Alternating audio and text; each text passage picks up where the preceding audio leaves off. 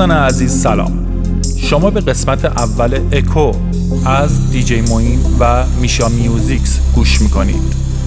اسپانسر این اپیزود تهران دیجی شما را به شنیدن این برنامه دعوت میکنند.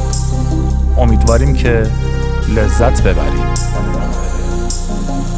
You are listening to the mix on Melobit.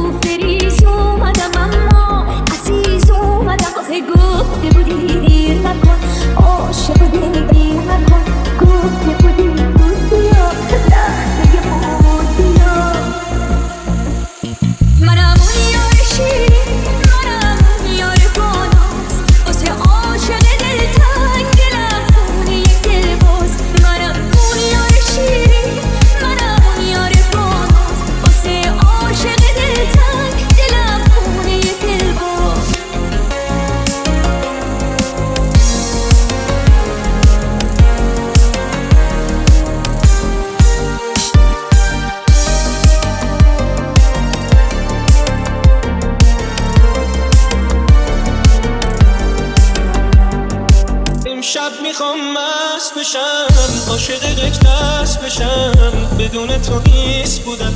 امشب میخوام هست بشم یه جون ناقابلی هست بذار فدای تو بشه بیفته زیر قدمات که خاک پای تو بشه. کهنه شراب امشب یادم پرم بده حرفی نگفته خیلیه جرأت بیشترم بده. امشب میخوام حرف بزنم خنده کنم گریه کنم لطفی کن ای ساقی و می چندین برابرم بده. امشب میخوام مست بشم عاشق یک دست بشم بدون تو نیست بودم. امشب میخوام مست بشم